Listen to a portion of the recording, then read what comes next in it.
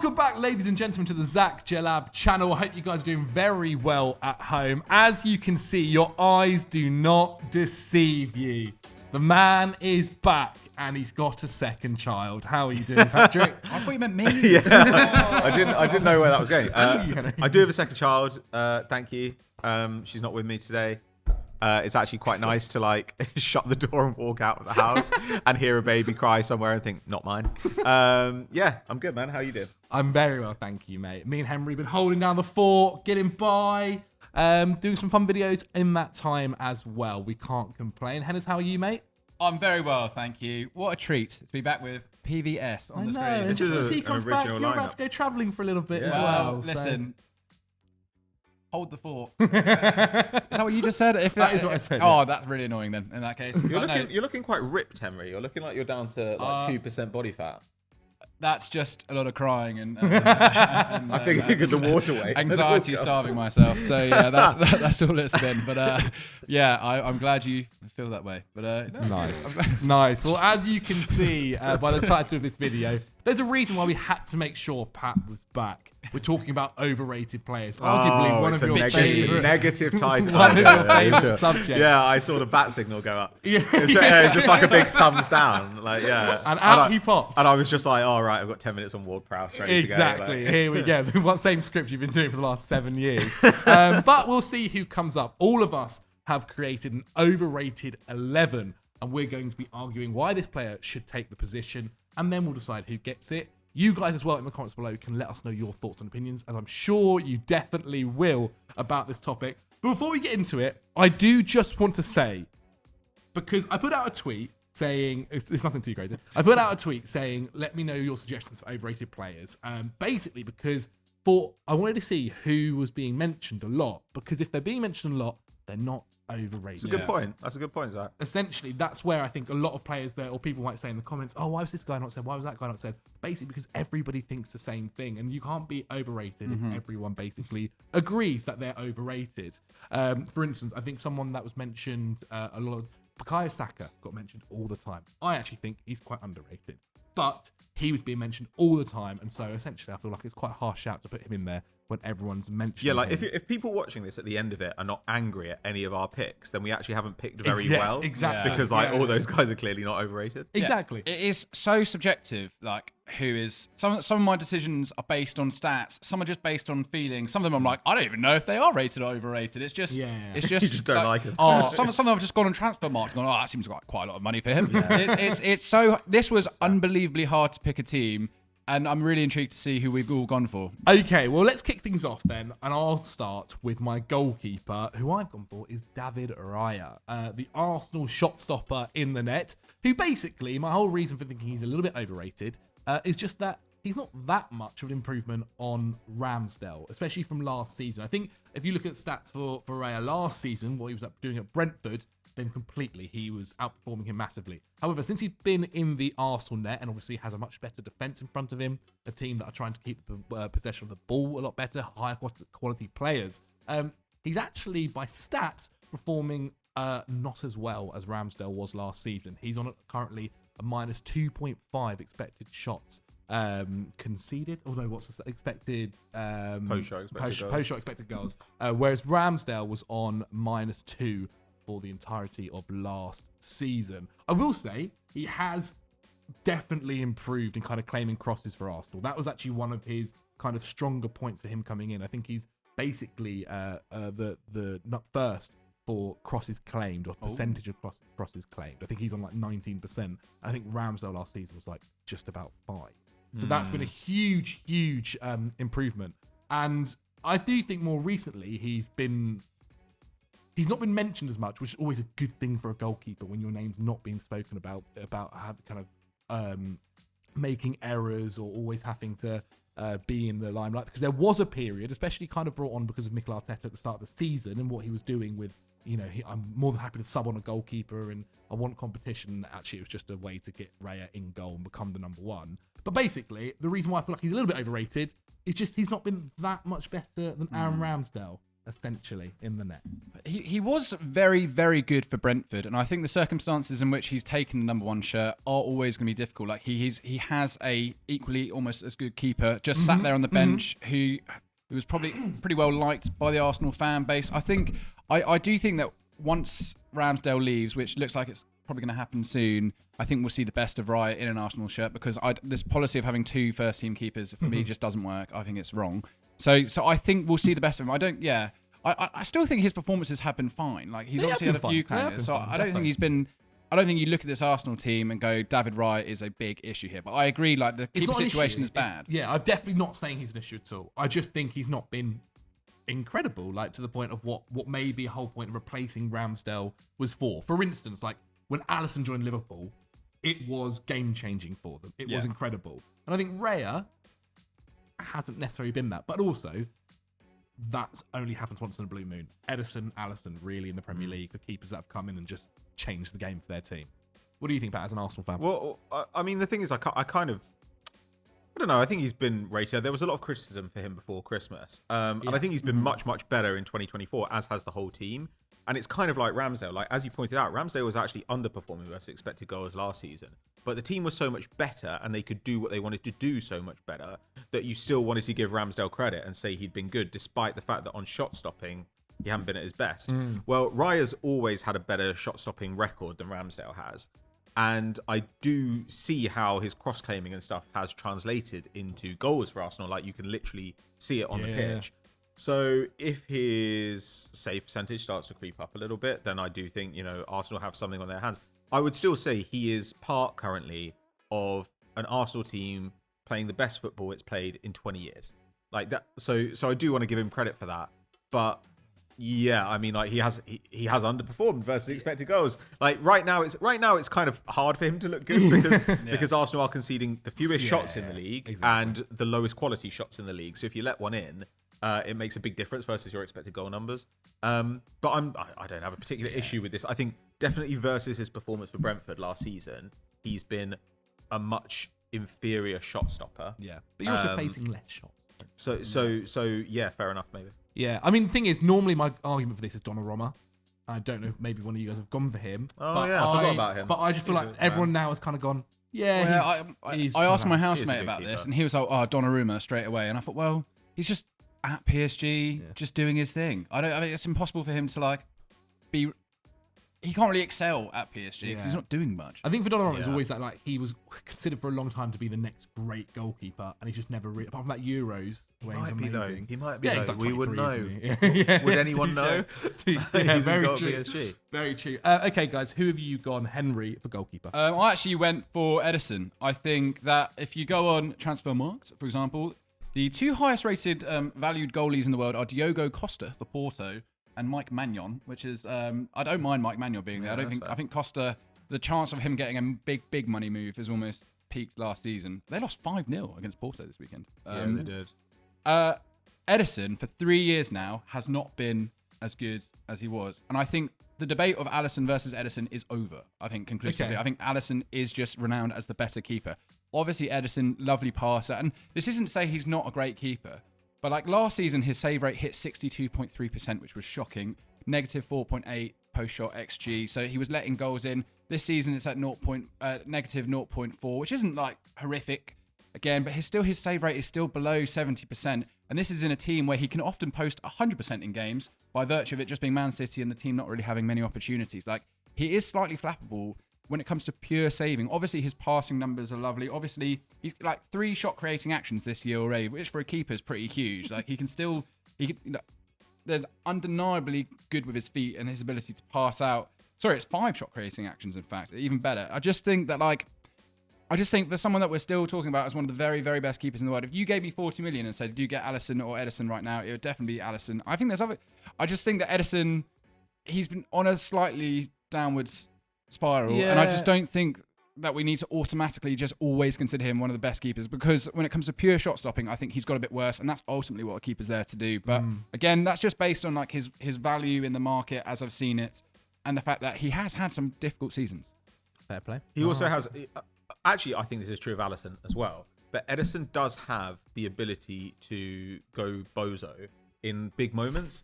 Like as in, when I've seen Ederson have his worst performances, they haven't been in just like kind of random Premier League games. Like often he has had moments where the blood has gone to his head in really huge matches. I'm thinking about, last stage of the Champions League against Liverpool, stuff like that. But Alisson actually does have this ability as well. Like he puts in often his worst performances in big games, I think. But Alisson's shot stopping is so much better than Ederson that you kind of don't mind. He's going to make... Like, look at it this way. Liverpool have allowed, I think, something like 32, 33 expected goals this season. Like 10 more than Arsenal. And yet their defence is right there with Arsenal and Man City. Why is that? Well, it's almost entirely because of a huge lead on XG that Alisson built them up. And to be fair to Kelleher, he's been good as well. But... yeah, I mean, Ederson, you don't really see do that anymore. You don't see City run away from their numbers defensively because of Ederson. Was Ederson your goalkeeper as well? No, because I like Ederson. And I think you could say this again of Raya and Alisson and loads of guys in this position. So I talked about Pickford. Ooh. People love Pickford, man. People are like... Do they love Pickford? Okay, maybe it's just that I spent so many years next to Joe where Joe was like, yeah, if Everton went down, then you'd pick up Pickford, wouldn't you? And I was like, no. Do you not think... I would not. The consensus with Pickford is...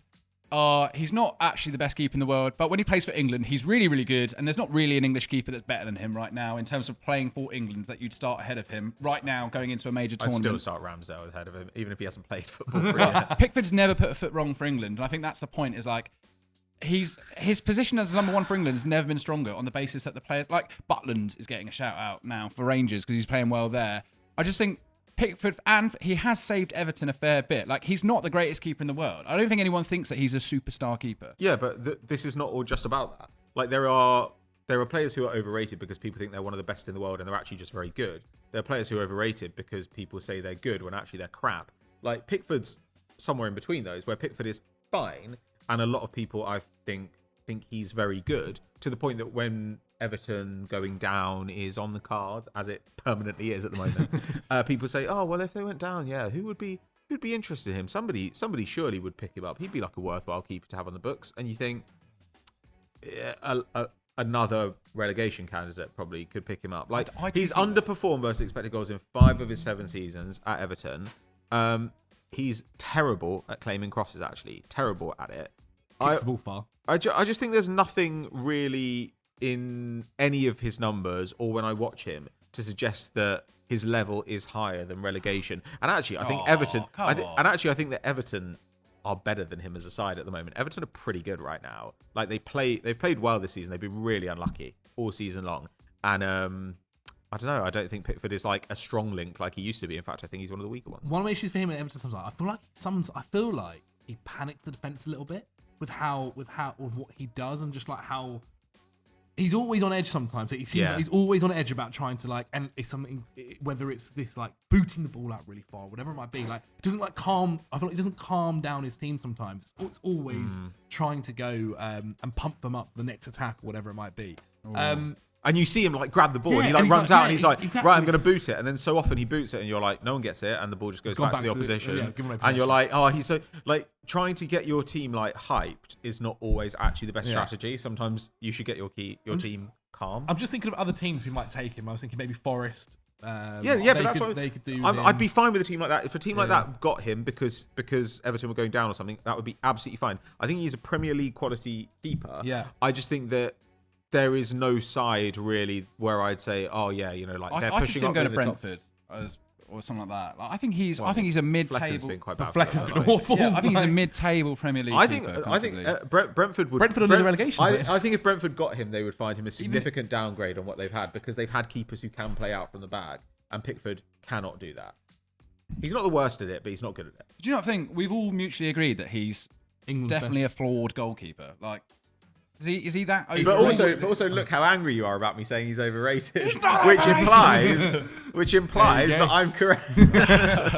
Okay. Who does someone win? I mean, it was more so for the why don't fans we put our to teams decide at the as end, and people can vote for which team is like cumulatively the most overrated. Nice. Or you guys at home could take our suggestions and pick basically the best overrated team. We're one position in. Yeah, I was going to say. Exactly. Let's move on. We've got 10 more. Yeah, we're going to have to go through 30 other players. Right back then, I've gone for Achraf Hakimi.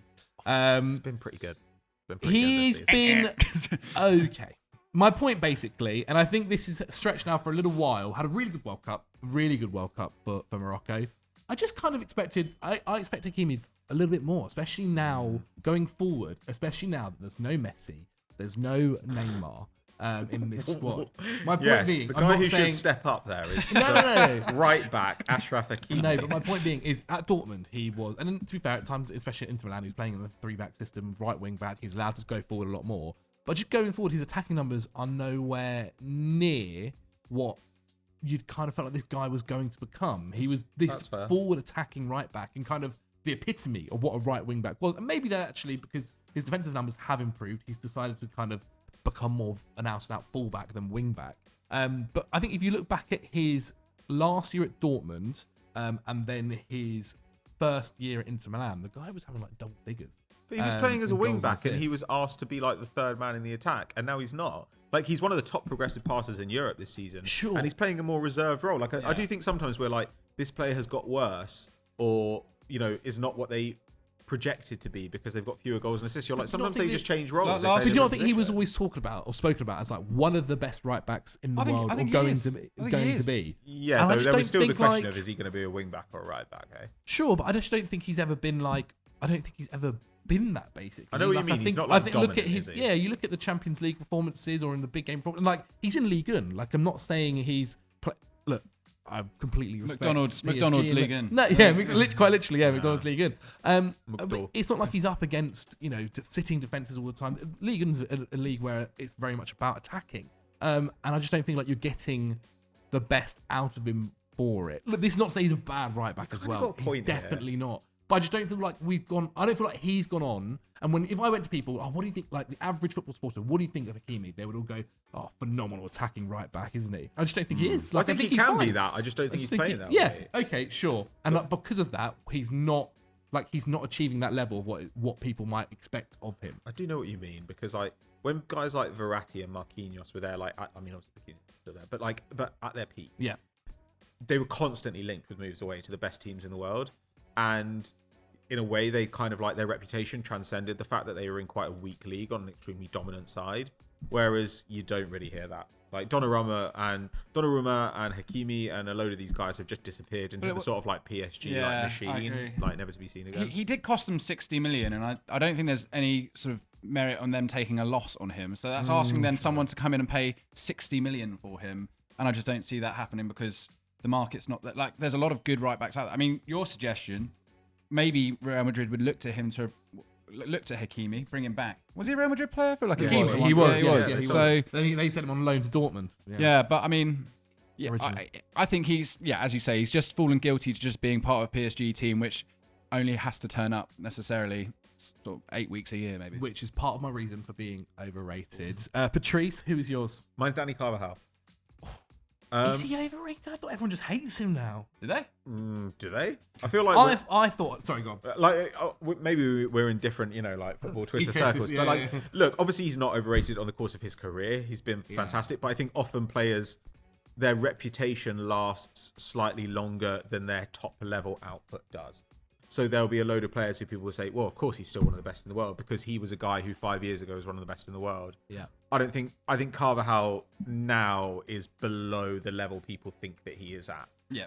He's still good. Like, he's still extremely safe on the ball, and he's part of that Real Madrid thing, which I think is actually why they've traditionally overperformed in the Champions League, which is it's quite hard to flap Real Madrid.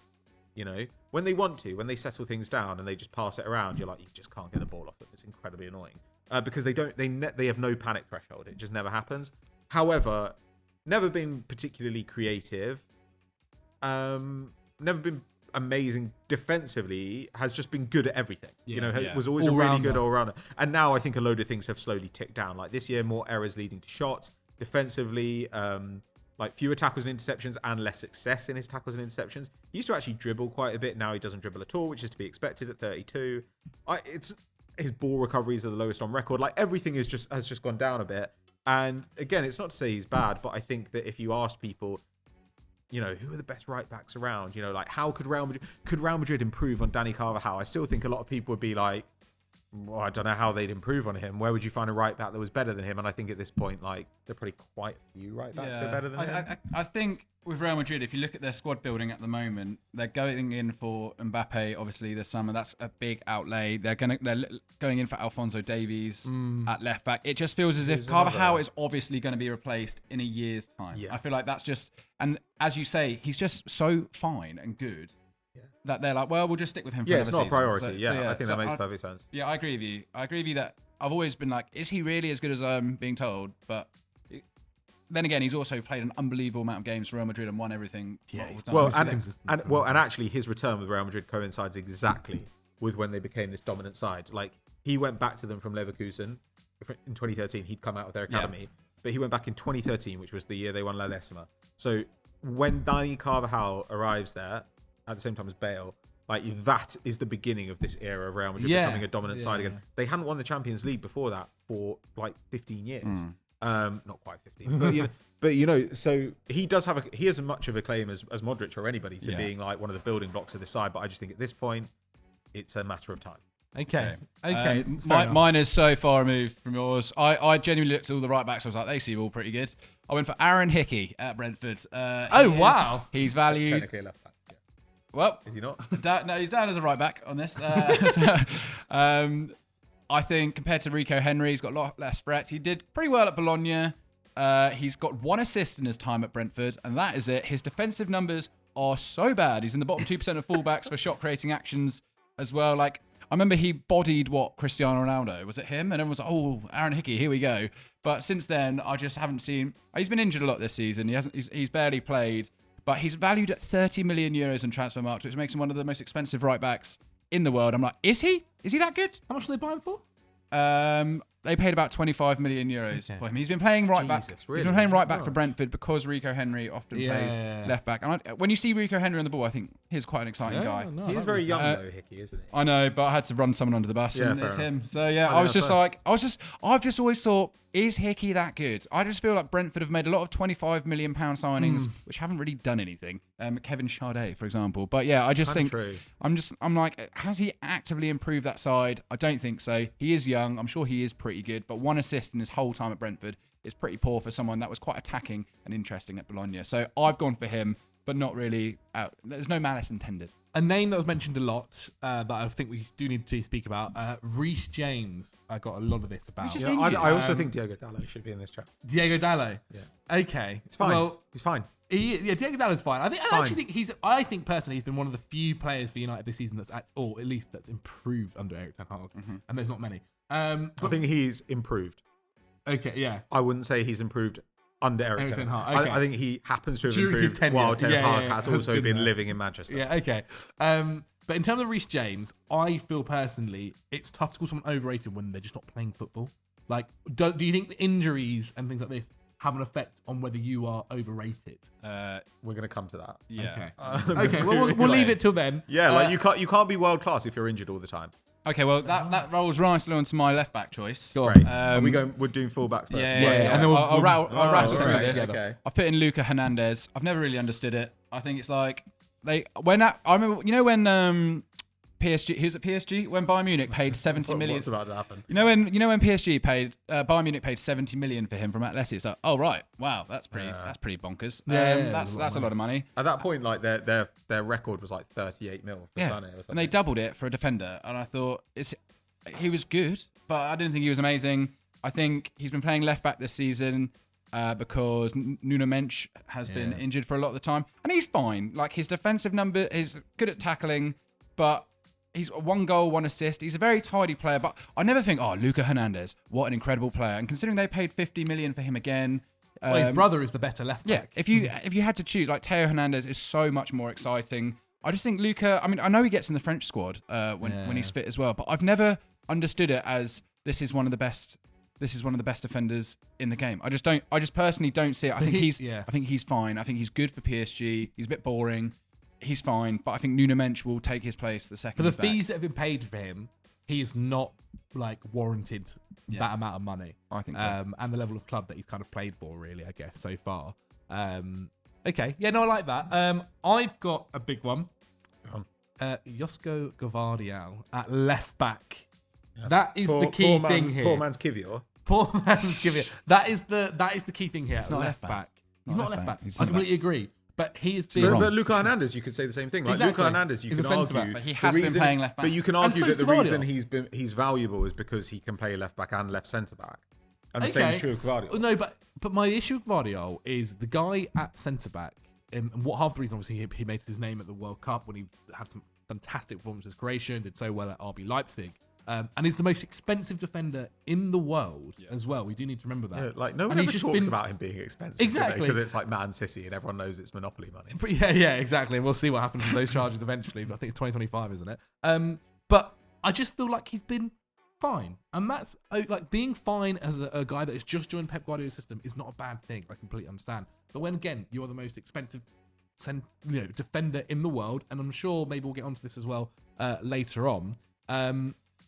Maybe more. And again, I just didn't see many people speak about him. I feel like no one has ever spoken about him really as anything this season, and that's possibly a good thing. Like he's not been that bad either. He is currently nursing an injury, I think, and he's only played centre back 3 times this season. They do say it takes a season to get into City's team. Yeah, Like, they've literally all come out and said like it takes a year.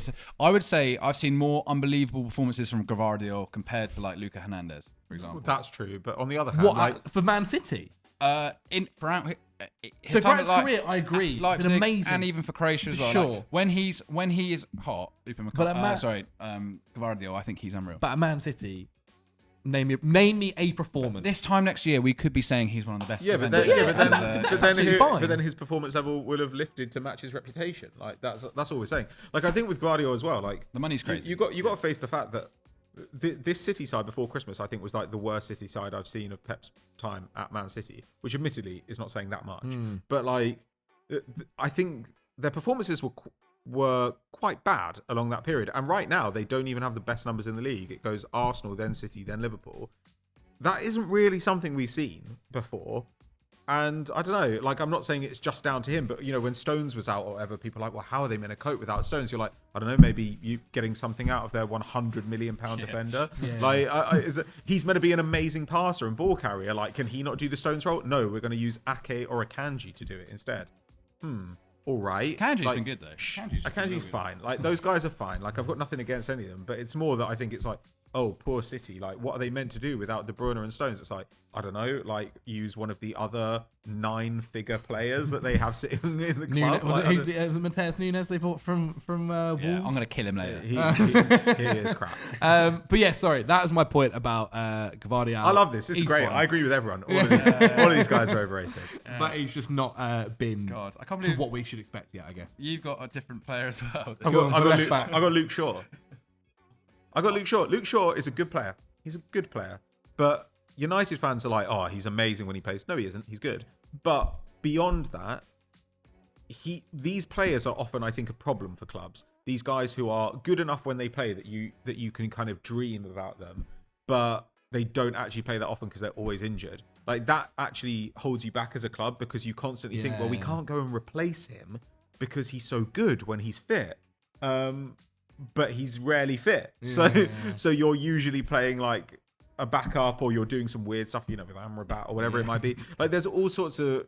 I just think that Luke Shaw has never been a consistent performer. And by that, I mean playing at his highest level for a long period of time at Manchester United. And I think going forward, Man United have to be much more about who is going to turn up and give us a minimum 6 out of 10 performance, 30 out of 38 league games of the year. That's how they have to think. And Shaw might be able to give those performances, but he can't give enough of them. Yeah, and to me, that means you're overrated. Like, there's no point people telling me Luke Shaw, oh, he's one of the best left backs in Europe. You're like, well, he isn't, because like half of the year, he's one of the most overpaid golfers in Europe because he's not actually playing football. Like that's kind of how I feel about it. Like, I don't know. I really like Luke Shaw, but I also don't think he's like world class or anything. And I think if you're going to be this injured, you better be like Reece James, where Reece James plays and I'm like, oh my God, this guy's unbelievable. Oh, his legs come off again.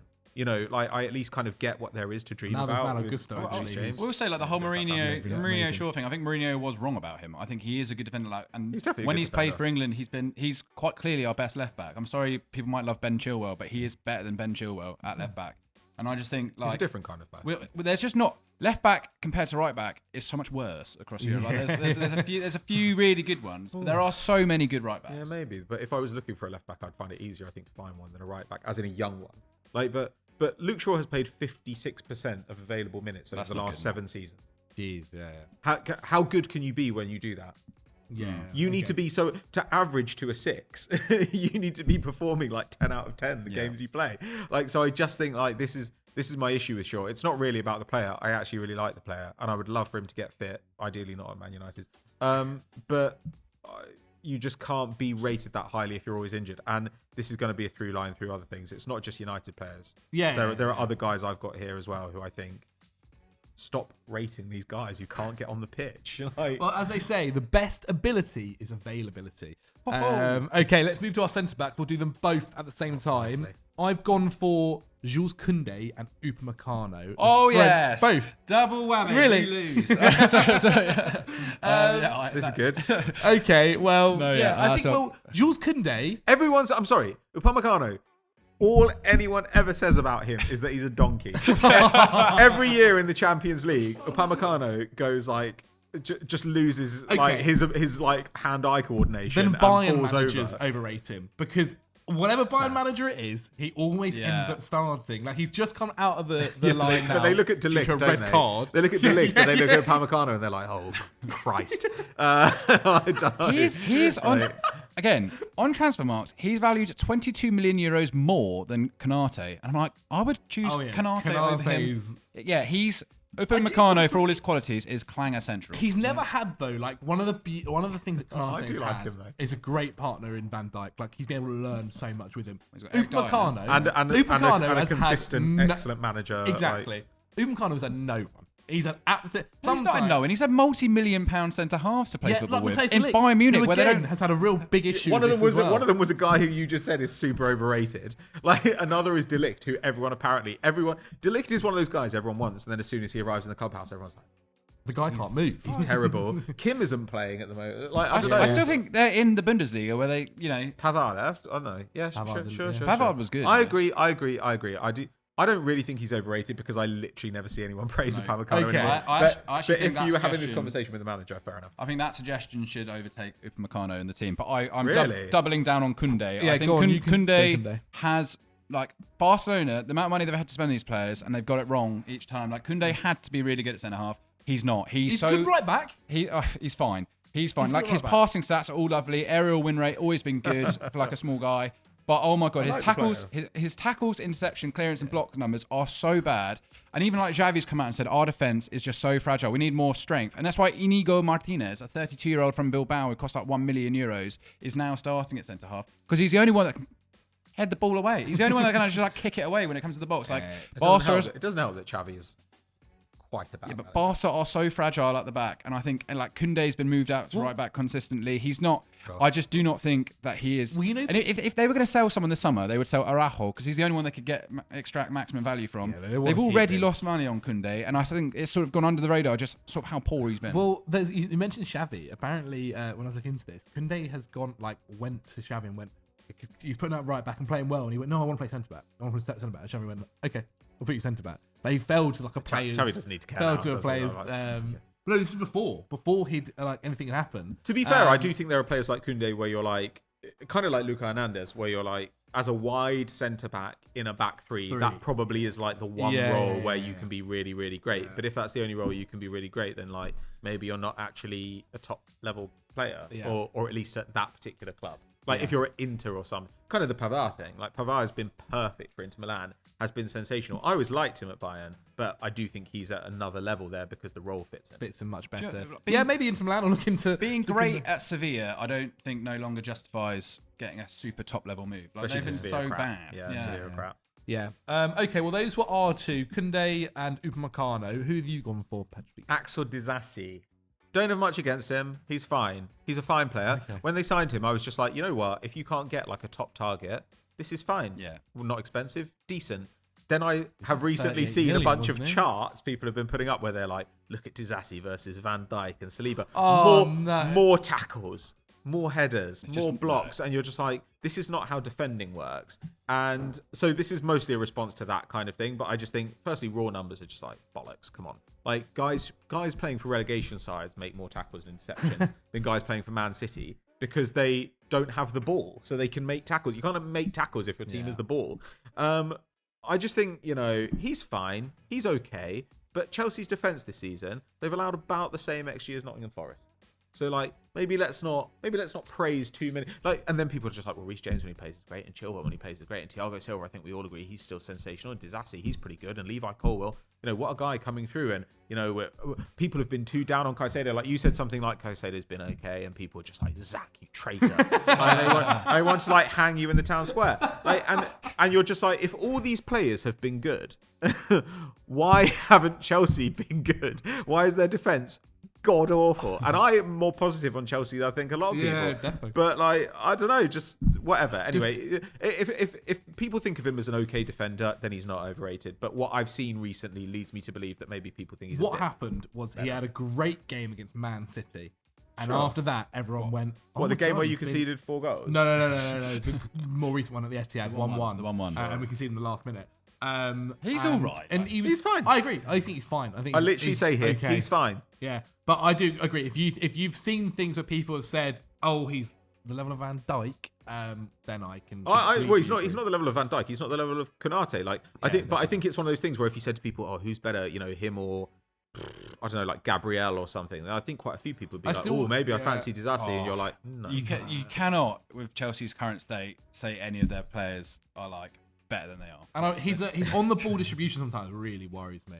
Except Cole Palmer. Again, with Cole Palmer, I'm just like, I think Cole Palmer might actually be amazing. Again, I think your next centre back is genuinely a good example. As someone, I love him, but I do also agree with you that maybe he's not. I like him as well. Yeah. I think that it's Fikayo Tomori, because I think that I think he has not had the respect for the national team that he deserves. Yeah.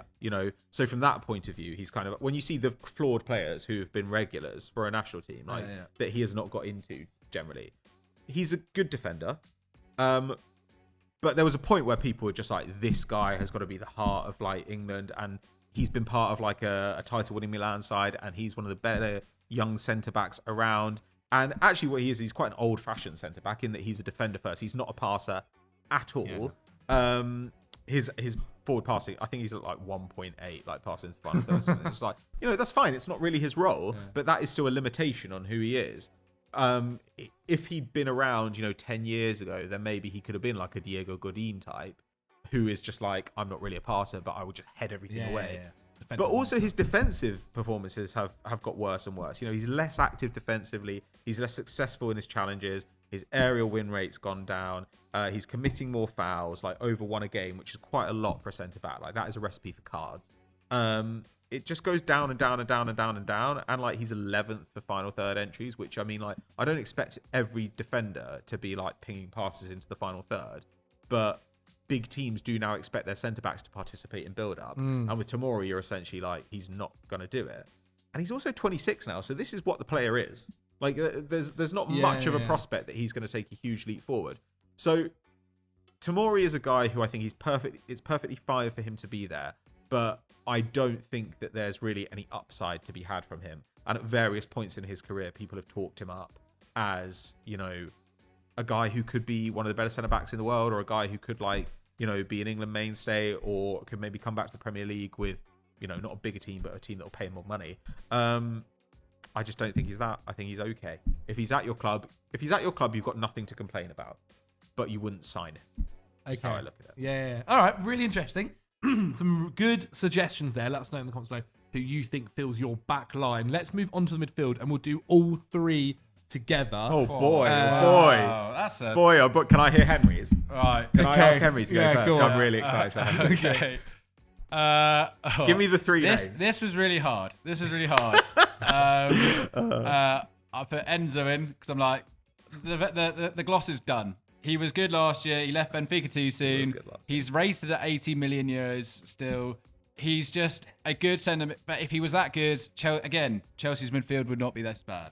And I think he's a victim of Poch's system. At times we've discussed this a little bit, so I won't go into it too much. I think Enzo's let's stop saying that he's one of the best centre mids in the world, because he's not. No one, he's just not. I don't think. Agreed. I'd really originally had Alexis McAllister, but I was like, I mean, do I even believe that? No. The whole Argentina World Cup winning midfield. Crap. It was a miracle they won that tournament. Mateus Nunes I put in because I'm like, Crap. he only tried hard at Wolves to get a move, and then he's just been a bit part player. I love that. He's been a bit Why does he go to the club But and go, I'm going I to haven't put him. No, I love that. That's Pat great. and I talked about this before. The most expensive defender, midfielder in the world, according to Transfermarkt, is Federico Valverde. And I'm like, is he really the £100 million midfielder? Would you actually pay £100 million for him? Is he one of the 3 best midfielders at Real Madrid? No. No. Bellingham. Tchouaméni, I prefer Camavinga. I mean, even Modric, still there. Like, don't get me wrong. Great player. He Can is play good, right yeah. wing, can play anywhere, almost anywhere in the defence. My favourite thing is in the Super Copa where he wiped out someone to get a straight red card when Alvaro Morata was for own goal. he Like, loves great that. stuff. I love him, but he's not £100 million midfielder. And like people, I've seen loads of people like picking him directly over Camavinga. I'm like, I don't know. I could be Real Madrid fans. Let me know if I'm completely wrong about this guy. But No, don't go to Real Madrid fans. Actually, no, Don't Real invite Madrid that. fans will tell Real you Madrid you're fans, wrong. you can't listen to Real Madrid fans No. about anything. Well, yeah. I mean, so I've put in Valverde just because I'm like, he is a great player, but he's not the best midfielder that the world's ever seen. Okay. And then my central attacking midfielder is Rayan Cherki because oh my god, can we stop talking about this guy? Oh, yeah. And I talked about this in a Team Talk episode on a previous channel that we all take used to this. work for. Isn't this Algerian? He had- swag? Is he, he not had- Algerian? He is Algerian. He's not playing. I mean, He has 2 assists this season. He's meant to be one of like the was, shining yeah, lights yeah. for Leon. He was Leon pretty Hutton. good last year. I know he's still only 15 years old, but I'm genuinely like he was linked to Fulham for 35 million euros, and I was thinking like, well, that maybe is his level. If he comes out of this Leon squad and goes to Fulham, and I support Fulham, then I'm like, well, that is a major L for the young man. he was So- spoken about in the summer as if like the next wonder kid. He- Like he's Florian Wirtz. or Yeah, something. yeah. He was. Florian Wirtz, who's had an ACL injury, has come back as one of the best attacking Attacking midfielders midfielders in the world. He's got 2.7 XG this season from 34 shots and 0 goals. I'm sorry, like Leon are a mess anyway, and that's not necessarily his fault, and it is going to be difficult for him playing in such a dog shit side. But oh my god, like he has to do a bit more. I refuse to believe that because he's got a few YouTube compilations of some good dribbles, that this guy is the next. Streets won't forget. Yeah, he's going to be a streets. He won't is. forget guy. He is. I'm doubling down on Cherki because I like said him at the to start of the season he was crap. But he's not crap. And he does need to leave. He quite evidently needs to leave Leon. But gonna I'm be a sorry. little- Let's stop pretending that this guy is going to win the Ballon d'Or in the next 5 years because he's not. Is he not meant to be also like kind of a little prick? He feel gave like there stuff are- that demeanour. I can't say I know. Okay, I feel like there were a lot of stories like every now and then, you know, like Gio Reyna as Yeah. well, where every 6 months people are just like, yeah, he's got a real attitude problem. It's Where did just like Chiarina move to? Who? Where did Forest. Reyna go Didn't to? he go to Forest? Oh my! Wasn't that meant Did to he not happen? go to Forest? Who? Was He was meant to go to Forest. Gio Gio Reyna. Reyna. Giovanni. Oh yes, yeah. He's just not good enough. He's just crap. He's not playing at Forest. He's. I don't know. Can you Google your phone if he's at Forest right now? Because That was meant to happen. I I remember don't just- actually just- remember if just it went through quickly, because just- then my just- child was born on the 30th of January, so I was not following. Just transfer quickly of deadlines. Enzo, Valverde, and Rayan Shitty. Which one are you going for? Or no? have I got Do them? you like any of those? I think they're good shouts. Zach's got all of them. My Zach's, only Zach's issue got, is Zach's got Conor Gallagher, Caicedo, and Enzo. my only issue Enzo, and I think this would also go to Caicedo. Is I feel like everyone is saying the same thing that actually they're maybe not as good as Yeah, fair they enough. made out to be. I wasn't sure. That would be my only thing. For instance, I know loads of people here be saying Caicedo's overrated. Caicedo's overrated. Confirmed. Everyone is saying that. I think Caicedo. He went to Forest. He's playing at Forest. I really like Caicedo. Wow. I still do. I like. I that don't think he's been particularly actually- good. He was 21 when you bought him. Like you don't buy a 21-year-old and expect them to like give you 8 out of 10 every week. He's 21. Okay. Rodri had a bad first season at Man City. How did that work out? Though Rodri, I'm sorry, Pep Guardiola is saying he's the best midfielder in the world. He's the best central defensive midfielder in the All world. right, big man. Of He's the best defensive midfielder in the world. course he is. Okay. Of course he is. Big time. Big time. Okay, my 3 midfielders. One of them. Oh, it's not gonna. It's going to really annoy. All of a us family. are so nervous about Yeah. doing. First one, a classic when it comes to talking about overrated. A video with Patrick Van Straten's on James Ward-Prowse. JWP. I think at the start of the season, Oh, Henry, after come his on. set piece delivery, and of course he's amazing at set pieces. I completely agree. After his set pieces and like I think he's got 6. He's got 7 assists so far this season. 6 of them from set pieces, and we know he's amazing at set pieces. Everything else, He's an asset. in that he's sense. okay. He's Well, okay at. But also, he goes into sides and people are just like, well, James Ward-Prowse has been excellent, but why does this team look so porous in midfield? Like, I'm trying to work it out. Like, could those two things can't possibly be related? Like, no, sometimes they are. Sometimes a guy you like who runs off upfield may actually be a problem. Exactly, and he's got again 5 goals this season. Looks really good. I feel like pure like Brexit rage, like radiating. He's just like my point being right. And I think you can, Henry, you can agree to this. There was a point. There was a point in this season where everyone said this is, he's been unbelievable, one of the best midfielders in the league, and he's like been really good at set pieces. I think there's a reason he doesn't get an England team. Yeah. I think he is pretty good. I think for the money that they paid for him and the way that West Ham play with big guys in the box, like he's perfect. I agree. I think he fits. Like Brilliant for that. They sold Rice. It was going to be impossible to replace him. They got him and Alvarez in. I think it was pretty smart. And I think Ward-Prowse is a completely fine midfielder who deserves to play at a good club. He's like a very good set piece. That's true, but I think people talk him up. That's my point. People make him. I think if he was starting for England over people, then I would understand it. Yeah. But he's not. Like, he's just playing for West Ham. But he probably has maximal value to a Moyes side, right? Yeah. Like, He's definitely getting. Moyes is going to be like, you're going to be my Leighton Baines. Yeah. It's going to work. You're going to be my Leighton Baines. Another one I'll move on to is Basuma. Now, Basuma at the start of the Has he season... even been playing? I haven't been paying No, attention. he has I been have playing. not watched a second of Spurs in like 3 months. Basuma has been... at the start of the season, was like people were talking about this guy's unbelievable. No, but he actually was unbelievable. And he was. at the start I of the completely season, agree. He was. And then he wasn't after he got sent off against Luton. And he came back and he really was not that great. And he was bang average. And now, I will also say, against Crystal Palace on the weekend, was very good. So maybe that has turned. He also again. did come back into a side which had been absolutely ravaged by injuries in his absence. Yeah, and that can happen. And he was But also again, not valued at all last year, and whoever was manager of him last year hated him. So he's not. It's not like it's he not. was. So the overrated aspect is it Conte? I can't remember. But the overrated aspect you're talking about is come from like a short window. I don't think that's fair enough. I think people are just like, oh, Basuma was all right after all. I think that's kind of. I think if you spoke to a lot of Spurs fans, before the Crystal Palace game, they would have said Basuma has been kind of falling off a cliff recently. Okay, and he's always had that. Well, if they're not going to rate him, then who is? Yeah, that's a that's a good point. That's a good point. Okay, maybe not Basuma, but there you go. That was my suggestion. He also got a red card against Forest as well. That was pretty bad. The one that I think might get me a lot of stick here. He plays for the mighty Reds, Liverpool. Dominic Szoboszlai. I think you're wrong. I think he's really good. I think Dominic Szoboszlai is good. I think he is good. I think it depends. I think he's good. I don't think he is unbelievable this season. Which people make him out to be. People talk about Dominic Szoboszlai is like he's unbelievable. There've been a lot incredible. of like team of the year so far going around, and he's been in a lot of them. No, I think that's a very hard. And what I will say, I feel like I've been a little bit disappointed in his final third. Like I don't think we've seen enough of what Szoboszlai it was really good at like Salzburg and Leipzig for doing that. Partly because he's also not playing right wing. Yeah, he's not like he doing was that, doing for those clubs. He's playing centre mid, and actually he's had to do a little bit more kind of dog work essentially for that midfield for Liverpool. But I think he's been good. I agree. And I just think a lot of Liverpool fans in particular have overblown. I agree with you, but I also think the money they paid for him, the fact I don't think anyone would say, oh, they paid too much for Dominic Szoboszlai. I think they paid good money for him, and he's doing a good role because he's also completely different, as you said, to any kind of midfielder that they've had before. In that he is more of like a behind the striker, explosive, creative guy. Like I think Szoboszlai is really good. I agree, he's not a team of the year contender, but at the same time, I have zero issue of him whatsoever, and I think he's so exciting when he's on the ball. So I think that's fair. I just think that's what I mean. I just think he's been good, and a lot of Liverpool fans in particular will make it out like he has been incredible. Okay, and like that is my point. Again, this is the thing I think we have to like emphasize is we're not calling these players bad, like or that they're rubbish or they're terrible. We're just saying that this is maybe a certain view. That he is up here, and actually he's just here, which is not necessarily bad either.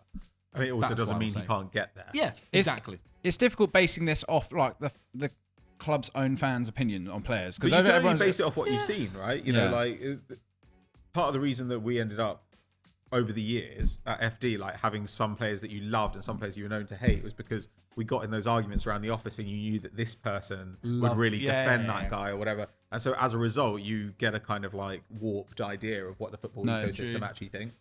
True. Okay, so that was my. I'm glad midfield Zach said it. three. I think it was really brave and like. Thank you. I- Thank you So very brave. much. You know, So brave, Zach. Like Stepped up. it's weird that you didn't talk about like Caicedo and Conor Gallagher, who you have written down here.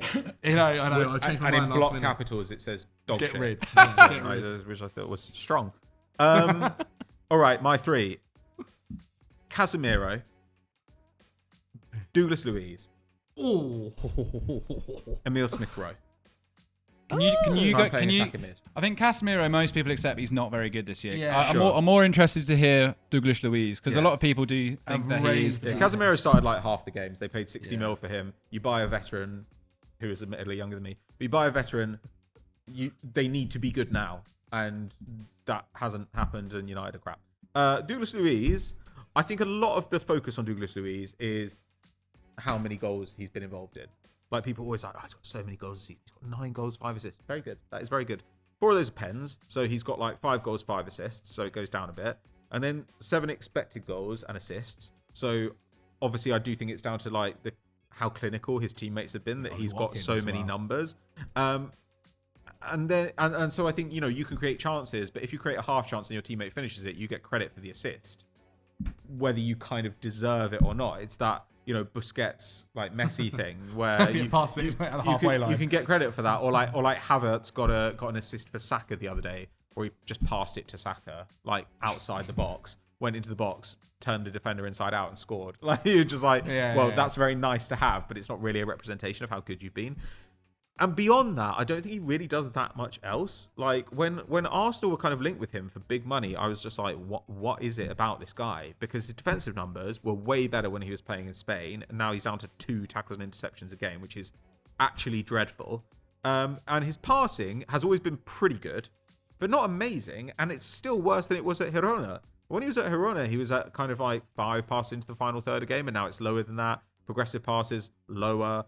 Like, he doesn't create a lot of chances. So I look at him and I'm like, well, what do we have to like hang our hat on here? That he's got quite a few goals and assists, and I give him credit for that.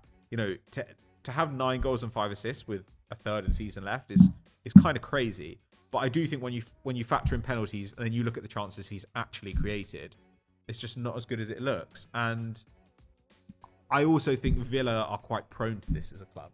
Like, which is like one of their players has a good season and everybody goes absolutely berserk and talks about how this guy is like the best player ever. They did it with McGinn years ago. Then they decided he was crap, and they did it, with Conser. They did it with Conser, and like, it goes round and round and round and round and round. But I think Luiz is a good player. He is obviously a useful piece on an upper Europa League. On at least a Europa League, contending side. I don't think they're remotely near Champions League level, if I'm honest with you. I still think Newcastle are a better side when they're fully fit. Spurs have played better when they're fully fit. But you look at even his expected goals per 90, like Cash and Tielemans are at the same level as him. Oh, wow. So I just sort of think, what is it about this guy? I don't quite understand it. All contenders for overrated, by the way. Cash and Sure. Tielemans. but I've at least seen seasons from Cash where I was like, fantastic. Whereas I see this and I'm just like, yeah, this is okay. When Arsenal were talking about 40 mil for Douglas Luiz, I was like, that's crazy. Like that money on fire. Wow. Attacking midfield, Emile Smith Rowe. He's never fit. I like him. I do like him. He's talented. And I think he could even be great if he gets fit consistently, or even if he left and played at a club that would play him in a role that would really suit him. But he cannot get his body right. He can't do it. And I just think as well that there are limits to him. Like, he's not ball secure enough, and he's not on the ball enough as an attacking midfielder. Like, he's not like a hub of play. Like Udegaard, when he's on the pitch, he like demands the ball. Like, he gets on the ball constantly. And I think you have to be that kind of player to be an attacking midfielder. Smith Rowe's an off-ball runner. Okay. But when he plays winger, Smith Rowe is not fast enough or skillful enough as a dribbler to be the one-on-one threat you need to be in the Premier League. So to me, he's one of those in-between players where I think you need to be incredible at passing or amazingly ball secure to go to the next level. And I haven't seen that from him yet. And he is just never fit. And I do think it's issue. And his rep as well is largely down to the season where he got, 10 goals. Yeah, he was very good. But he was out over his skis that year on XG. Like, he really overperformed. And you give him credit for that. Like, he finished really well that season. But there's no evidence to suggest that he can do that every season. Yeah. So it's not like, oh, he's like a plus finisher, and so he's always going to score more goals than you'd expect versus XG. No, he just had one good season, and people are just like, he got double figures that year. Like, obviously he should be playing. Like, why are we giving these minutes to like Kai Havertz or whatever? Like, when he could be playing there, or like Martinelli was out of form. Oh, if only we had Smith Rowe fit. It's like Martinelli, I think, is like potentially like a superstar. Kai Havertz does different stuff, and I think has like many other benefits to him. Smith Rowe, I just think, is like a perennially unfit guy who we all would love to see become a star, but as yet has really shown no sign of doing it. Yeah, I think that's the issue. Like, there's someone like him, it's hard to even talk about his ability nowadays or what he's done recently, because what he's done was 2.5 seasons ago, 3 seasons ago. And you just... A little less than that, but yeah. You just... I feel for him. I do, because he's someone that just... Arsenal fans say stuff like, I wouldn't take, I'd turn down like £40 million That's from wrong. Smith Rowe, and you're like... Well, they did. Didn't Villa offer 40 supposedly million? 30, I think. Okay. But you're like... Well, don't do that. Yeah. Like, don't do that. I said he should go to Brentford this summer because they needed an attacking midfielder for like 35 million, and I was told I was. No, I loved that. I was like, he's not doing anything at Arsenal, but they play with those in between players. Yes. Like they play with those guys who are, like Mbeumo. He's not really a winger. He's not really a striker. He gets to play in the kind of space in between, and that's exactly where Smith Rowe would thrive. Smith Rowe, actually, the role he really wants to play is the role Havertz played at Leverkusen, where you've constantly got space to break into, and you're a little bit faster than a midfielder and a little bit, more skillful, maybe better on the ball than a striker. Yeah. That really maximizes you. I just don't. I think at best he'll be a squad player. And the thing is, if say he goes on to Brentford and does really well, like that's not oh my god, Arsenal have lost a star here. They've lost someone that could be really good. Like let him go. It wouldn't happen at Arsenal. Yeah, exactly. You do. Hopefully we'll see a better future for him next season. Okay, let's move on to our attack. Do you guys want to go individual again or do all three at once? I'll rattle through a quick one. I think Rafinha. I'm just like, he's never grabbed the game by the scruff of the neck for Barcelona. He's fine. 4 goals, 6 assists. Again, like pretty nice numbers. But I'm sorry, again, he's meant to be like a game-changing signing for Barcelona, and he's not. He's just, Arsenal were looking at him for 60 million, and I think they've dodged a bullet because he would have been playing in Saka's position, and he's just nowhere near Saka's level. Like, Rafinha he was good at Leeds, and now he's gone to Barcelona, and he's just not quite, I don't think any Champions League quarter-final defence looks at Barcelona with Rafinha and goes, oh, he's going to be a real problem. I just don't think anyone does. I think he's like a nice player. He plays in a nice team and he'll score goals against Alaves or something like that. But beyond that, I really don't think that he's anything more than a £50 million, if £45 million player. I think he's very good, but I don't think he's incredible. So, and a lot of people, I don't think it's talked about enough, that he's just not, like how almost inconsequential he's being to Barcelona week in, week out. How much do they cost him? Like 60, I think. 60. Maybe. Yeah, but Barcelona want to sell him and Koundé. Yeah, they do. They do want to get rid. Do you think so? You think they want to sell him? No. This is like reported. Yeah. Okay. And there was rumors about him in January as well, weren't there? It hasn't worked out at Barca at all. All right. My controversial one is Martinelli at left wing. I think he is valued so highly. On Transfermarkt, for example, only Vinicius Jr., who is a lot better than him, and Rafa Leao, who's probably not much better, but is, in my opinion, better than him. And then it's Martinelli. Quite a lot better. Okay, there we go. I think Martinelli is very good at what he's like, at a few things. Like, he's obviously unbelievably direct. 6 goals, 4 assists this season. It's good. 15 goals, 5 assists last season was obviously exceptional. But again, I don't think he's one of the most frightening wingers in world football. Like, when he drives at defenders, sure, but he is slightly limited. And I think there's a reason that Trossard can get into the side and look very, very effective at left. Like, Trossard's got 7 goals this year. He's got more goals than Martinelli and played about half the minutes. He's also played up front. Yeah, but I still think Martinelli is just he's Martinelli's young. had a bit of a step back season. My point is, and he is very, very good, but I don't think he's this like world-beating winger, which we're being told he is all the time. Like, I think Saka is levels above him again, and like, I really like Martinelli. He's obviously not going to get kicked out of this Arsenal side anytime soon, but I wish we'd stop like talking about him as if he's one of the scariest players in the Premier League, because I really don't think he is. I think he's got frightening speed, but he's not the biggest problem when you face Arsenal, I don't think he is the biggest problem. I think you're looking more like Odegaard, you're looking more at Saka. These are like the really great players in that side. And yet Martinelli is touted as like £100 million player. He's fine. He's like 2.5 shots per game for the last 3 years. That's about the 50th percentile on like FRF. That's not huge shot numbers. 34% shot accuracy is around the 65th percentile too. Like this isn't unbelievable deadly accuracy that we're seeing from him all the time. And yes, his numbers compared to last season have taken a big step back. Very direct, but he hasn't got the versatility of Vinny Jr. at all, in my opinion. And like, is he really double or triple in value? Players like Garnacho, Adeyemi, Adingra. Is he double the value of Nico Williams? I don't know. I don't know. I personally don't. But value's not the same as like being overrated or performing at the moment, right? Like, like Martinelli's value is partially because of the club he's at and because of his performance in the past. Okay. Like whereas if you're saying that at the moment people are saying he's like a world class winger, I agree he's not playing that way at the moment. But that doesn't mean that I still think I wouldn't sell him, and I do think he's a potential superstar. Yeah, because he's 22. I agree with all those things. I just think we need to stop talking about him like he is it right now. Because I personally don't believe he is. That's fair. The scariest winger in the Premier League. Okay. And you might as well do. I'll do my striker. I found this really hard. I was going to do Beto because he's a donkey before, but then I've just gone for Broja because they wanted 50 million for him. Yeah. They wanted 50 million for him in January. He got 10 goals for Vitesse. He got 6 at Southampton. He's scored like 4 for Chelsea in his time there. He's not a £50 million striker. Rodrigo Munif is keeping him out. Munif is keeping him out of the squad. He's been good.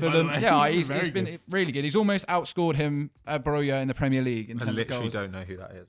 Well, the Fulham striker. Yeah. Well, that's fair enough. He is. I just think I'm like. Is it like 5 and 5? Broja is quite clearly not a £50 million striker. They are laughing if they think they're ever going to get money for him. He needs a season where he scores lots of goals, like for a club, not just scoring 6 for Southampton. I like Broja. I think he's going fine. He's just. I think Chelsea are deluded. And some fans are too if they almost think, oh, well, he plays for Chelsea, he's young, he's a good sort of centre forward, he must therefore be worth 50 million. It's 10 million less than Tony is being like touted for. Yeah. And Tony has done so much more than Broja in the Premier League already. So yeah, I don't have any issue against Broja at all. I think he's fine. He's just not a £50 million striker. Chelsea got 40 million for Tammy. Was it 45 million? For Tammy is better than him. And Tammy came off a 15 goal. Way better than him. Yeah. Premier League season. So yeah, Broja for me is quite overrated. Okay.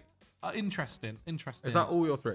That's it. Broja, Martinelli, and Rafinha. What forward line? I don't mind jumping in.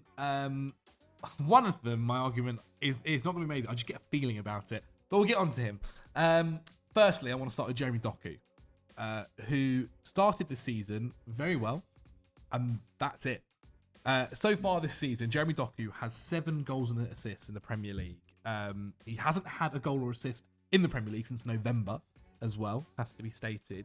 And if you take away his 4 goals, his 4 assists and a goal that he got in the Bournemouth game alone, he's only got 2 goal contributions so far this season in the Prem. Now, for context, Mikhailo Mudryk, who's played much less than Jeremy Doku, has 5 goals and assists in the Premier League this campaign. Now, look, I'm not saying that Madrid and Doku are the same kind of player at all. But my point is saying that Doku has been considered one of the people I feel like I spoke about, one of the scariest wingers in the Premier League this season, because he can dribble the ball and he can dribble the ball very, very well. But he hasn't really been very good for the last 4 months now. I think Man City, I've seen some people suggest that, Grealish being out, if Grealish was fit, he'd be starting week in, week out because they need it. But generally, I think when you talk to Premier League fans about Jeremy Doku, they still think of that first month or two when he was very, very exciting, very, very good. And he's just kind of not been to that level for the last 4 months. Do you not feel he's almost been Man City-fied? Like, he came in and started doing things that we hadn't seen at Man City because it had been so long for a winger to be allowed to be a winger at City, and now he's almost just part of the system. I think for a first season, bear in mind when that deal happened, everyone's like, oh wow, true. They've just gone and out of nowhere paid 50 million to rent again. him. It was that start of the season was so good, and everyone may generally just think like, oh, he is that good, and then he has a game and a big game against whatever one's on Sky or whatever that day, and people watch him and go, oh, maybe Doku isn't quite to that level yet. And I don't think enough people have come to that realization just yet for Jeremy Doku. Though, again, he is super young, and in 3 years, would it shock me if he is a superstar? No, it wouldn't. If he cost 100 million, I'd agree, but I don't think I think in City world. How much was in the end? 50, 60? Like just under 50. Yeah, it was okay money. 45. Yeah. Okay. Well, that was one of them. My left winger for Jeremy Doku. People might be saying Mikhailo Mudryk instead. Right wing, I do have a Chelsea player, Raheem Sterling. Sure. I just don't. I feel like he's been underrated his whole career, to be honest with you. I feel like he's all I've ever seen with him his whole career is like slander. See, I would agree. His whole career he has been underrated, and then he came to Chelsea and he's been he's playing for your team, and you're like, this guy's crap, and he's been overrated. Like, sure, and this season in particular, like, God, Chelsea lacked so much experience, and Raheem Sterling is someone who has abundance of it, and just doesn't see. And to be fair, what does experience doesn't mean that he's going to put the ball in the back of the net any more than some other guy, realistically. But I just feel like he doesn't want to be there either right now, and that doesn't shock me. Like, of course he doesn't want to. He moved to the club expecting probably a higher level, but it's just not worked out. And I just think, for me, this season it's kind of come to a crux. Like, it wouldn't shock me if maybe in the summer you see him move on to another team or move on to another club. I know. Wow. I think he rejected a Saudi bid in the summer just gone. Boy. See what happens again, and what other manager comes in as well. And that's the key thing now. Even the manager's starting to realise, like, okay, I'll play this other young winger instead of him. There was a little bit of me as well that thought, is he maybe overrated? Because a lot of people maybe just think of what level he is now. If that makes sense. Like, I don't think anybody's sitting here thinking Raheem Sterling's going to score 10 goals in a season maybe nowadays. But if you are, well, then he's overrated. And my striker, and for this one, I can't, like, the numbers back him up, I agree, but I just get a feeling that it's not going to work for Victor Osimhen next season. I disagree with you. And for that reason, I would say he's overrated. I think he's incredible. I don't know what it is. Like, I know, look, this last year he had a fantastic season with his goals, 20 plus. It's not just last 26 season, goals last season. No, but the years before, let's not go They crazy. The years before, apart from the 26 goals last season, he's only scored 14. He's been quite injured, but Napoli paid a lot of money for him, and he powered them to like a historic. I know, Scudetto. fantastic. And he's also done it in another top 5 league. And now they're struggling for the Champions League places. Like, yeah, because he's been quite injured. He's as well. played like 11 games. But again, you mentioned the injuries. Like, this is a guy who, if you were going to spend, and if we're talking about next year, which is what it's going to look like, over £100 million on a striker, not wrong, who is going to possibly be out for 30% of the games and has only one season, again, we'll see what happens this year, of scoring over 20 goals for £100 million, I'd be worried. And for that reason, I have a slight feeling he might be a little bit overrated. That's my case. Again, I also think as well, like, I've seen him in games, I think, oh God, he does look like a real finisher. But there's just something, like, the AFCON was really poor for his standard of level. Like, he was one of the superstars going into it, and he wasn't that good. I will also say, they still got to the final. The AFCON is crazy. Like, some mad things AFCON do just crazy. happen. I love it. But yeah, like, that's my struggle with Osimhen, and like, I do find it hard to explain because generally he does back it. He does, especially in the last 2 years. But I don't know. I just watch him sometimes, and it just wouldn't shock me if, like, he joins the Premier League, all the media attention, everyone, all this pressure as well that happens. You know, especially, God, if he joined a Chelsea where he's now meant to fix all of the goal scoring issues, I can just see it going wrong. I just think when fit, he is one of the top 5 strikers in the world, and he's been fit enough and won stuff as a result of it. So I think you can't necessarily take that away from him. Like, I think at Arsenal, for example, he would be a beast up front. And at Arsenal, things might be a little bit different, and then maybe that would change my opinion slightly. But the link that seems to be happening a lot at the moment is the Chelsea one, and you've seen him talk about how much he loved Chelsea as well. I'd worry. I would worry slightly. And look, yeah, I don't know if he would just joined, fix or attack, given how injured he gets. Exactly. And if he joined, I'll take all of this back. I'm pretty sure I would. But I do worry, and like, for that reason, I think he's over. I think it could slightly be an overratedness. Yeah, I don't know if that's quite. I think there's some reason to that. Like, I think when you think about a player for that kind of money, you do think they should kind of have no flaws. And I think that all the players being mooted for that kind of money at the moment do have flaws. Yeah. Like, it doesn't mean that, like, they're not going to be great, but like, if they went to the wrong club with the wrong manager, things could go wrong. Okay, I'm gonna start with my most controversial. Luis Diaz. I was gonna say Cody Gakpo, but I like to think that everybody with a brain knows that he's crap. And But Yeah, Luis okay. Diaz, people are always like, yeah, well, he's great, and if he's fit, then it's going to be great. But last season didn't break 1,000 minutes. This season, I think he's at about 1,800. But he's got 9 goal involvements, and we're in March. And his dad did get kidnapped. I mean, that's pretty. I mean, that's quite a when mental during blow. the period he didn't play. Like Quite a mental blow. It wasn't like I he mean- knew that was coming, and so he was like keeping his powder dry. Like I agree, he's had a tough time. Like I mean, but also like Liverpool's attack this season is either the best in the league or the joint best in the league. You know, like on the numbers and when you watch it. And yet only 9 goal involvements in March, so worse than Martinelli, as you were saying before. And he's 27 now.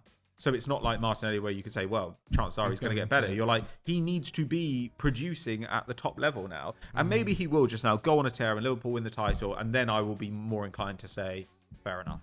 But people still talk about him like he's this amazing player.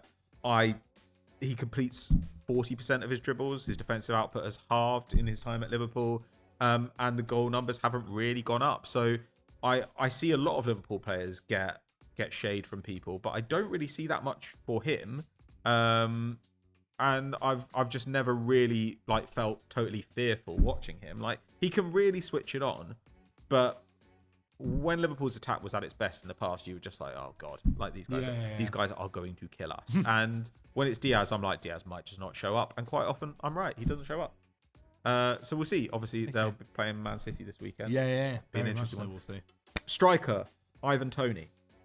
Good player.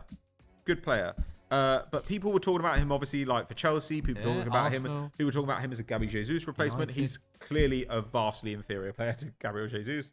I think as a pure goal scorer, I think he's pretty. Not really. Last season he had, if you take out his penalties, he had 18 goal involvements all put together, which is one more than Mbeumo. It's 4 more than Harvey Barnes. Ooh, and like this is, and also his pass accuracy. Like I just think in that Arsenal side as well, like his pass accuracy career long is like in the 60s. That is so low. Like, and there are players who can fade that. So like Darwin Núñez has pass accuracy like that, but you can't have that many of them in the side, and you really can't have them in an Arteta side. He's just like such a fascist about passing that he is not going to allow it. Like seriously. And I look at Tony and I'm like, yeah, he's good in the air, and I do think he's a good goal scorer. But he's again like not like the most. He's not Harry Kane. He's not like a super clinical player. He takes pens and he gets in the final third. He's incredibly slow. Like there's a lot to like about him. But people talking about 60 mil, like I think Ivan Toney is a £40 million player at most. How much do you think you get Gyökeres for? Ooh, he's real good. Probably 60. Yeah, I was going to say, would you 60, rather go for him than Ivan? Yeah, he can do much more, and he can play wide for you, and he's younger. But I probably wouldn't spend 60 mil on a guy who I could have got out of the Championship a year ago. Tony's. Oh, you know what? When you said it, I was like like, Ivan Toney. but his main character energy for someone that's had like a good season for Brentford is really, really frustrating. The way he's talking about it as if like he should be guaranteed England's striker behind Kane and should be getting these big moves, and how he's going to just single-handedly save Brentford. I'm like, pal, Brentford have you. You're a nobody. Shut up. You are not a big deal. Like, can you stop pretending you are? You're at Peterborough 5 minutes ago. Shut up. His main character energy is one of the most jarring things in the Premier League, and for that reason, he's in. No, I agree. Like 2 points on that. One, when he came back from a ban for betting, people were just like, "Oh my god, it's so good." Like he got heroes welcome, like Luis Diaz when his dad was fucking rescued from captivity. Yeah. Like, and it's just like Ivan Toney was banned because he was illegally betting on games. Like, and everyone was just like, "Oh my god!" Like, finally, our long national nightmare is over. Ivan Toney is back on the pitch where he belongs. You're like, Ivan Toney was doing something he's not allowed to do, and that's why he was banned. Like, he's an idiot. Yeah. Stop praising him for it. And yes, the number of times that I've seen a video online of Ivan Toney, like, telling some girl he's met in like Dubai that he plays for some crap team and that like he's better than Brentford or whatever, and that like maybe he'll get a move to a big club. It's just like, how dare you? Yeah. Like, Brentford brought you to the Premier League. Shut up. You're a nobody. You're not as good as Ollie Watkins. Yeah. Like, who also came through Brentford and actually, was Seems like a grateful good bloke. for it. Good lad, yeah, Like, good lad. shut up, Ivan Toney. Like, I think knob. Anyway, and then my last one is Morgan Gibbs-White. I know he's played mostly kind of attacking midfield This rather than season, right it wing. does feel like he's dropped off a lot. But people, Crap. they signed him, people were like 50 million as well, wasn't it? I think it was more, it's hard to tell because of a lot of add-ons. But people were like 30 million, 35, 40. It's a steal. I remember Joe was really making this argument. He was like, it's a steal. And every time he'd get an assist, it was just like, now he's going to start. But he never did. He's at 17 goal involvements in 61 appearances, which is quite bad. He's in the bottom third for dribbles. He's in the bottom 20% for expected goals, bottom 10% for pass accuracy and progressive passes in his position. And people talk about him like he's young. He's not that young. He's older than Pedro Neto. He's older than Mark Gay, and he's older than Dejan Kulusevski. How old is he? 25? Yeah. 24, 25. 24, 25. He's older. He's young, but yeah, it's not like I was in my head. I'm thinking like he could still be playing for the England under 21. He's older than all those guys, and that again, that doesn't mean that he's not gonna kick on, because if you get relatively limited minutes, who knows? Like people with different curves. But there was a time there where people were just like, well, this is going to be embarrassing for bigger clubs when he turns into a superstar at Forest, and what he's turned into is Brennan Johnson at Forest. And like, when I watch him, I do think, oh, I get why people like it, because he's like a nice player to watch. Yeah. But he hasn't done anything of note today. And I think he's better than Johnson. Last season, you're better than Johnson. Last season in particular, I thought he was really good, and I think he's dropped off from his performances last year for Forest. Okay, well, there we have it. Those are our squads. Should we run for our teams really quickly, just so people can... Yes, well, I'll put them on the screen as well, actually. I'll put them on the screen, so don't worry. And then you guys get in the comments below and vote. Or not vote. I'll put in some comments. You can vote by pressing the like button. And also, let us know your suggestions in the comments below. Thank you guys so much for watching. Boys, thank you so much for joining me. If you haven't already subscribed to the channel, like the video if you have enjoyed it. And we'll see you guys next week. Bye.